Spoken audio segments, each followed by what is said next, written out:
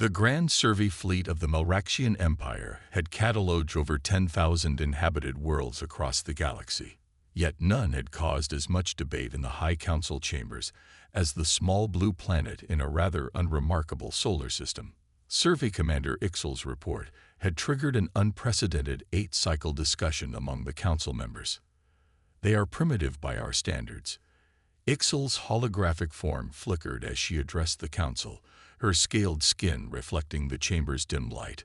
Their civilization has only recently begun venturing beyond their atmosphere. Most of their space vessels can barely reach their own satellite. High Counselor Ven leaned forward, his crystalline body refracting light across the chamber. Yet you recommend extreme caution in dealing with this species. Explain. Ixal's tail twitched, a sign of agitation among her kind. The humans, as they call themselves, exhibit patterns that defy our understanding of technological progression. They achieve powered flight, then reached their moon within a single generation. They developed nuclear weapons, then chose not to use them in subsequent conflicts. They possess thousands of different languages and cultural groups that constantly compete, yet unite instantly against external threats. Fascinating, but hardly a cause for concern, interrupted Sub-Counselor Zix, their gelatinous form pulsing with dismissive colors. Our technological superiority is absolute. Their most advanced weapons would barely scratch our defensive shields.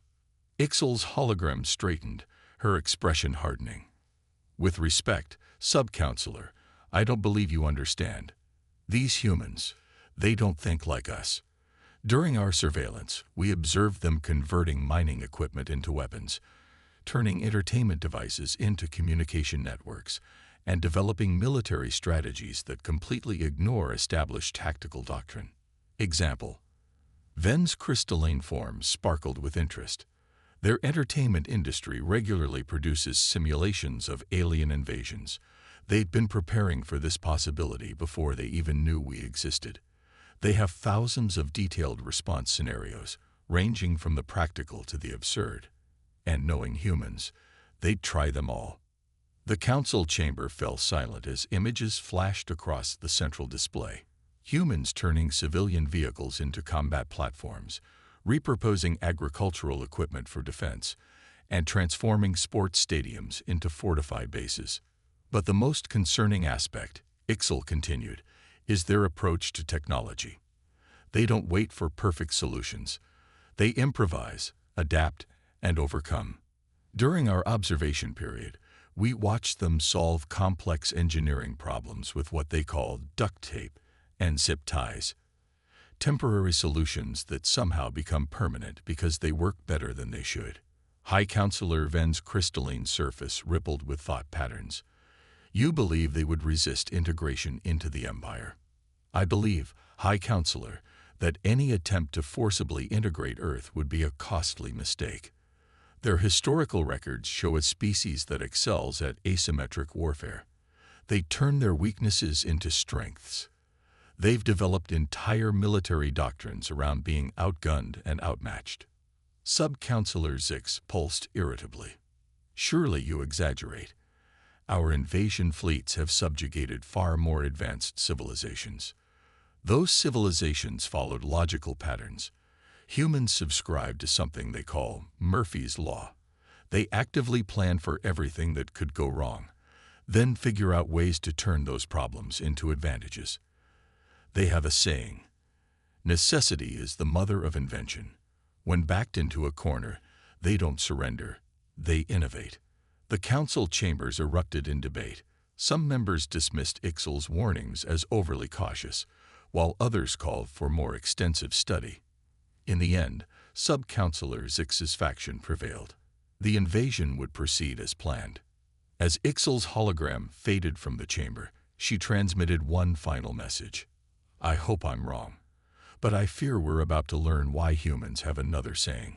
Hold my beer. The council's decision was made. The invasion fleet was assembled, and humanity was about to teach the galaxy a lesson about underestimating the creatures that had clawed their way to the top of a death world's food chain through sheer determination and innovative thinking. Little did the Malraxian Empire know, they were about to become a case study in human ingenuity. Fleet Admiral Nix of the Malraxian Empire stood aboard the command deck of the inevitable Triumph, watching Earth's surface through the ship's quantum imaging array. The invasion had begun exactly as planned. Their ships had emerged from hyperspace in perfect formation. Their energy shields had easily deflected the primitive projectile weapons humans called missiles, and their initial display of force had destroyed several military installations. Everything was going according to plan, which, as Survey Commander Ixel would have warned him, was precisely the problem. Admiral, his second-in-command's voice carried an unusual note of confusion. We're detecting music. Music? Nix's bioluminescent patches flickered with puzzlement. Yes, sir. It's being broadcast on all frequencies. The humans are drowning out our communication channels with something called "Welcome to the Jungle." Before Nix could respond, the tactical display erupted with warnings. Hundreds of small objects were approaching their fleet, civilian satellites, debris, and what appeared to be pieces of defunct space stations. Ignore them, Nix commanded. Their primitive projectiles can't penetrate our shields. That's when the first wave of debris passed through their shields as if they weren't there. The objects weren't moving fast enough to trigger the shield's kinetic barriers, but they were coated with something that absorbed energy signatures, making them invisible to targeting systems. Fascinating approach, the science officer noted, studying the readings. They've adapted their stealth technology for space warfare. Rather crude, but remarkably effective. Status report. Nix demanded as more debris peppered their ships. Multiple hull breaches across the fleet. Nothing critical, but, sir, they're using the debris as delivery systems. Each piece is carrying what appears to be a self-replicating computer virus. Our networks are being flooded with something called memes. The main screen flickered, displaying an endless stream of images, cats with humorous captions, something called Rick Astley, and countless variations of humans saying, "Get wrecked." Shut down all non-essential systems, Nix ordered. Switch to isolated combat protocols. But the humans were just getting started. As the Malraxian fleet reorganized, Earth's surface lit up with activity. Civilian communication networks were being repurposed into a vast sensor array. Weather satellites were adjusting their orbits to track Malraxian ship movements. And most concerning of all, humans were adapting faster than any species the Empire had ever encountered. Sir, the weapons officer reported, the humans have already developed countermeasures for our energy weapons. They're using modified solar panel arrays to absorb and redirect our beams. Impossible. Nix's bioluminescence pulsed with disbelief. They couldn't have analyzed and adapted to our technology so quickly. The science officer's appendages twitched nervously. Actually, sir, they're not using new technology. They're using their existing technology in ways we never considered. These solutions were apparently discussed in something called science fiction decades ago. They're simply implementing pre-existing theoretical concepts. The tactical display updated again, showing human forces adopting what should have been suicidal strategies. Civilian vessels were being converted into impromptu combat ships. Ground-based lasers designed for scientific research were being repurposed as anti-ship weapons. And through it all, that infernal music continued to blast across all frequencies. Sir, the communications officer interrupted. We're receiving a transmission from the human command. They say this is just the beginning. They're calling it Operation Independence Day, and something about welcoming us to Earth.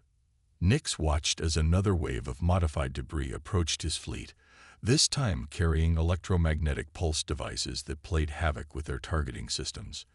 The humans weren't just fighting back, they were enjoying themselves. Survey Commander Ixel's report mentioned something about this. The science officer noted, humans apparently have a long tradition of imagining alien invasions.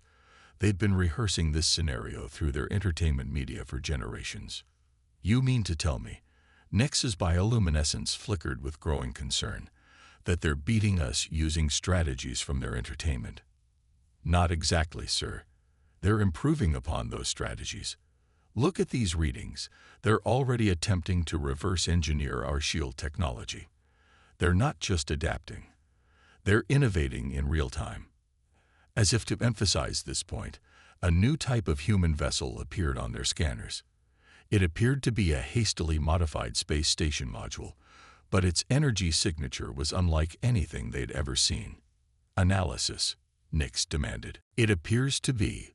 Sir, they've somehow combined their primitive nuclear fusion technology with salvaged components from our damaged ships. The energy readings are off the scale.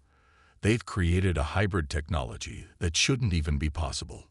The human vessel's designation appeared on their screens. U.S. Hold my beer. Nix remembered Ixel's final warning and felt his bioluminescent patches dim. The Empire had made a terrible mistake.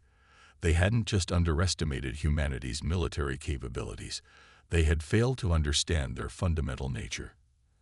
As the U.S. Hold My Beer demonstrated its impossible hybrid technology by tearing through the Melraxian fleet's formation, Nix realized that this invasion wasn't going to be a simple conquest. It was going to be a lesson in human ingenuity, creativity, and their inexplicable ability to turn adversity into opportunity. And somewhere on Earth, countless engineers, scientists, and military strategists were just getting warmed up, ready to show the galaxy why challenging human innovation was a grave mistake. Dr. Sarah Chen stood in the hastily assembled Global Defense Laboratory, surrounded by a chaos of equipment, holographic displays, and what could only be described as impossible science. 3 weeks into the Melraxian invasion, humanity's greatest minds had gathered in this converted underground particle accelerator facility, turning theoretical physics into practical weapons of war. You want to do what? General Rodriguez stared at the diagram floating above the central table, his coffee forgotten in his hand. Sarah grinned, the same expression she'd worn when she'd won her Nobel Prize for quantum mechanics. We're going to turn their own shield technology against them. See, they use quantum field manipulation to create their defensive barriers, but they never considered what would happen if you intentionally created a resonance cascade in the quantum framework. Because it would be suicidal, Dr. Patel interjected from across the room, where he was reassembling a captured Melraxian power core. The energy feedback would destroy both the shield and whatever's generating it. Exactly. Sarah's eyes gleamed. Unless you channel that feedback through a modified version of our old particle accelerator rings. The Melraxians designed their shields to be perfect barriers. They never considered that someone would be crazy enough to use them as power conductors. The laboratory buzzed with the energy of dozens of projects simultaneously pushing the boundaries of known science. In one corner, a team was reverse engineering Melraxian anti-gravity technology, using principles borrowed from Earth's own failed experiments in gravity manipulation. In another, engineers were adapting commercial satellite networks into a planetary defense grid. Update from Field Test Lab 6. A voice announced over the intercom. Project Boomerang successful. Captured Melraxian ships can be remote-controlled using modified gaming consoles. Latency issues resolved by implementing predictive AI from Esport's algorithms. General Rodriguez shook his head in amazement. You're telling me we can control alien spacecraft using video game controllers? PlayStation controllers, specifically, Sarah confirmed. Turns out years of gaming gave us the perfect interface for complex three-dimensional maneuvering. The Melraxians overcomplicated their control systems. Sometimes simpler is better. A loud cheer erupted from the quantum computing division.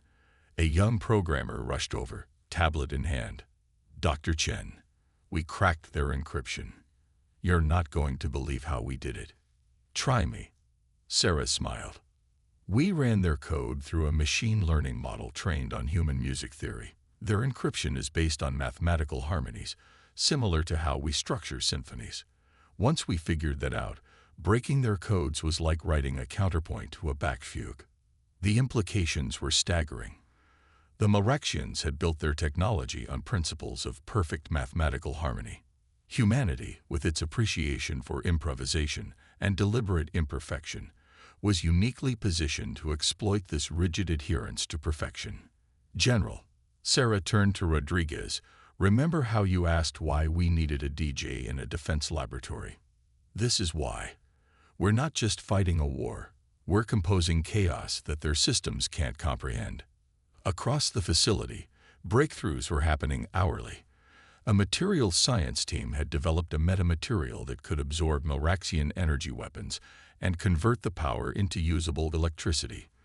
The quantum computing division was using Earth's internet infrastructure to create a distributed AI that could predict and counter alien battle strategies. But perhaps most impressively, humanity's habit of open-source collaboration was proving to be their greatest weapon.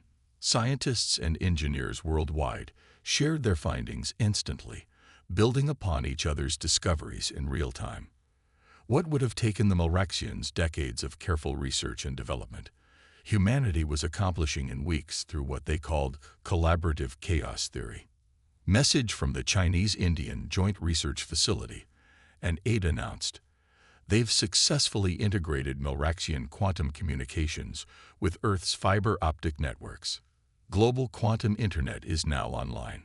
Sarah watched as new data streams appeared on the holographic displays. The combined scientific knowledge of humanity was flowing freely, unrestricted by traditional barriers of language or nationality. The Milraxian invasion had unintentionally created the greatest period of technological advancement in human history. Dr. Chen, a young engineer, called out, the prototype for Project Pythagoras is ready for testing. Sarah walked over to examine what appeared to be a violin strung with glowing quantum filaments. You actually built it. A quantum resonance weapon that works on musical principles. Better, the engineer grinned. We built an entire orchestra.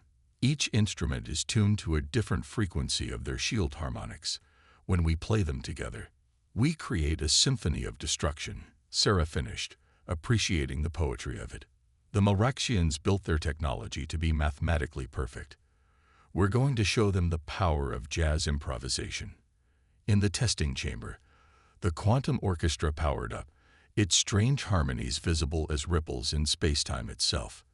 As Sarah watched the impossible instrument tune itself, she couldn't help but think that this was humanity at its finest, turning science into art, chaos into strategy, and impossibility into opportunity. General, she turned to Rodriguez, I believe it's time for Earth to give our guests a concert they'll never forget. The United Nations Emergency Council chamber had never seen such unity. Former adversaries sat side by side. Borders had become meaningless lines on maps, and humanity's collective resources were being pooled in ways previously thought impossible. Ambassador Lin addressed the assembly, her voice carrying across the underground facility. The Chinese-American Joint Space Command reports successful deployment of the Quantum Defense Network. Our Russian colleagues' adaptation of their Arctic weather modification technology has proven effective in disrupting Milraxian sensor systems. The African Union's solar array network is fully operational, Director Mbeki added. Combined with Indian plasma containment technology, we can now power the global shield grid indefinitely. Screens around the chamber displayed real-time updates from around the world. Brazilian engineers were collaborating with Japanese robotics experts to mass-produce hybrid defense drones. European quantum computers were linked with Australian radio telescopes, creating an early warning system that could predict Milraxian fleet movements. We're receiving a transmission from the International Scientific Coalition, an aide announced. The main screen activated, showing Dr. Sarah Chen standing before an array of impossible devices. Distinguished representatives, she began, Project Harmony is ready for deployment. Thanks to unprecedented cooperation between global research teams, we've transformed our understanding of physics. The Milraxians thought they were invading a divided planet of primitive humans. Instead, they've united us in ways we never thought possible. The chamber erupted in applause as Sarah's team demonstrated their latest breakthrough, a global network of quantum resonance generators that could disrupt Milraxian technology while strengthening Earth's defenses. General Rodriguez stepped into view. The Joint Military Command confirms that all nations' armed forces have been successfully integrated with the new hybrid technology. Iranian stealth systems, combined with Israeli drone swarm tactics, have already proven devastatingly effective. More importantly, Sarah added, "We've learned to think differently. Every culture, every tradition, every unique human perspective has contributed to our solutions. We're not just fighting with technology. We're fighting with the combined creativity of the human race." The evidence of this transformation was visible everywhere. Traditional rivalries had been replaced by pragmatic cooperation. When the Moraxians had destroyed major cities, nations had opened their borders without hesitation. Refugee scientists worked alongside local experts, combining diverse approaches to problem-solving. Report from the Nordic Alliance, another aide announced. Their quantum orchestra has successfully disrupted Moraxian communications across an entire sector. The South American Defense League's biomimetic countermeasures are ready for deployment. Ambassador Lin smiled. Who would have thought that studying Amazon rainforest creatures would give us the key to defeating alien technology? Or that traditional African music theory would help us crack their quantum encryption? That's been their fundamental mistake, Director Mbeki observed. They expected us to think like them, to follow their rules of warfare and scientific development. Instead, we showed them the power of human diversity.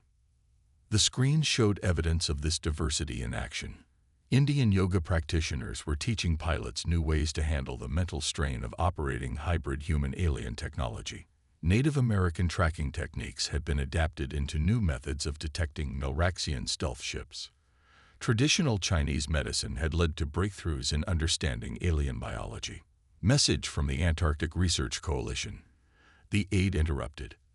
The geometric patterns in Maori art have helped solve the final equations for the quantum shield matrix. The global defense system can be activated at any time. Ambassador Lin stood, addressing the assembly. For centuries, we fought among ourselves, seeing our differences as barriers. The Moraxians thought these differences made us weak, easy to conquer. Instead, they gave us strength. Each culture, each tradition, each way of thinking brought something unique to our defense. The chamber filled with holographic displays showing humanity's combined achievements. Mexican engineers had transformed ancient pyramid designs into new forms of energy-focusing technology. Japanese manufacturing efficiency merged with German engineering precision had created production lines for hybrid weapons. Canadian environmental technology combined with Saudi Arabian solar power expertise had revolutionized energy generation. "We are ready," General Rodriguez announced. Every nation, every people, united in defense of Earth. The Moraxians wanted to conquer a planet of warring primitives. Instead, they created something unprecedented, a truly united human race. As the Council prepared to authorize the global counterattack, Dr. Chen's voice carried a note of pride. "We've done more than defend ourselves. We've proven that our greatest strength lies not in our technology, but in our diversity. Every human perspective, every cultural tradition, every different way of thinking, they've all contributed to our survival."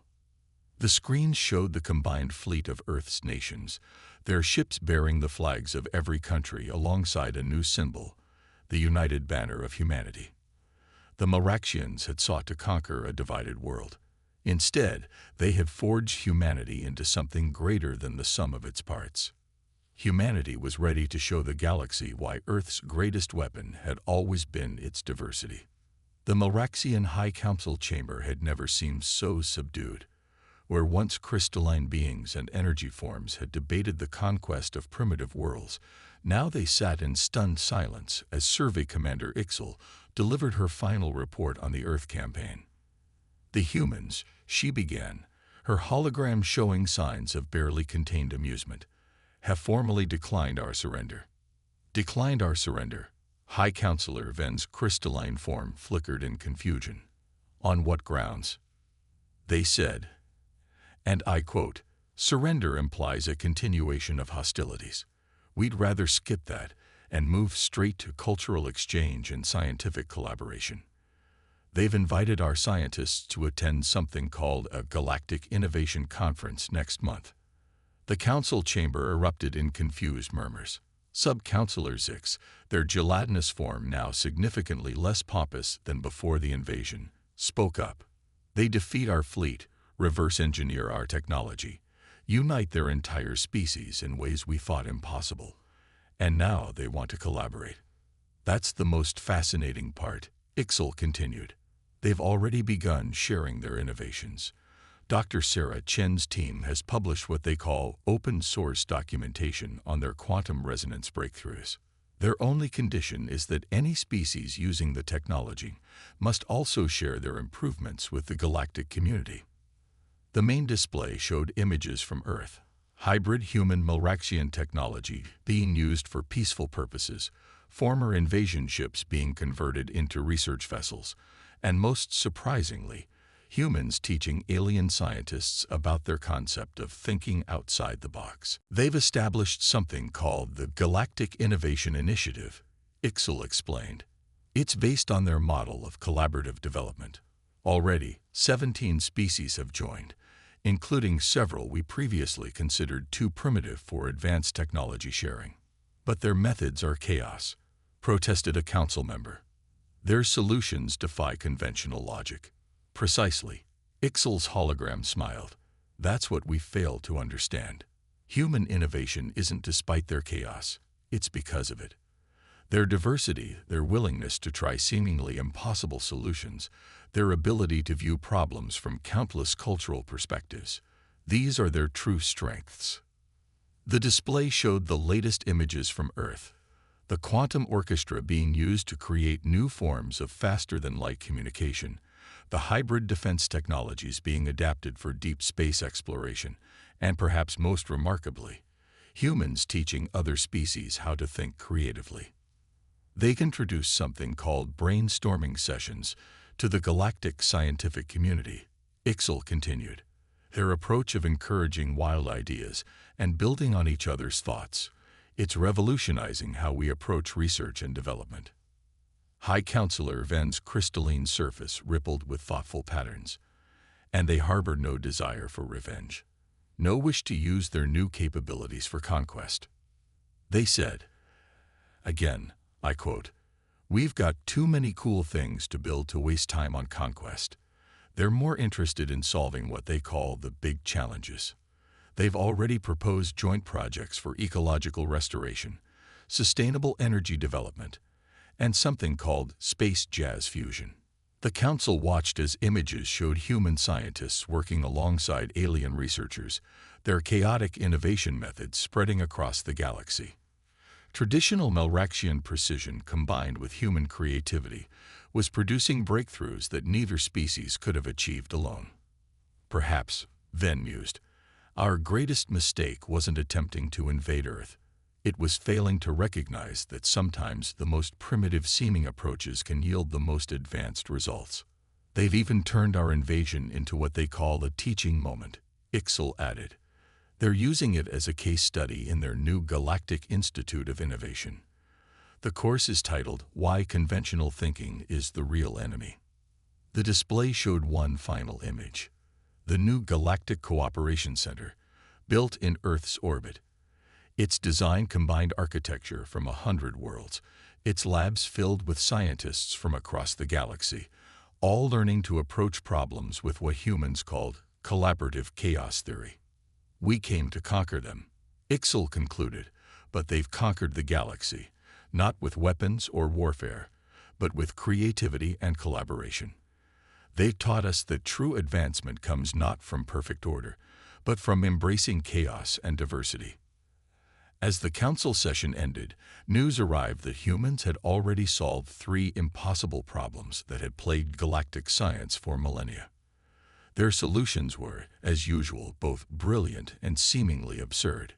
Oh, Ixel added as her hologram prepared to fade.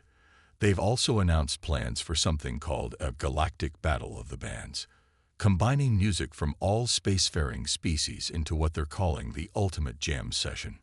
They say it's going to be, and I quote, totally awesome. The galaxy would never be the same. And somehow, that seemed exactly what humanity had intended all along.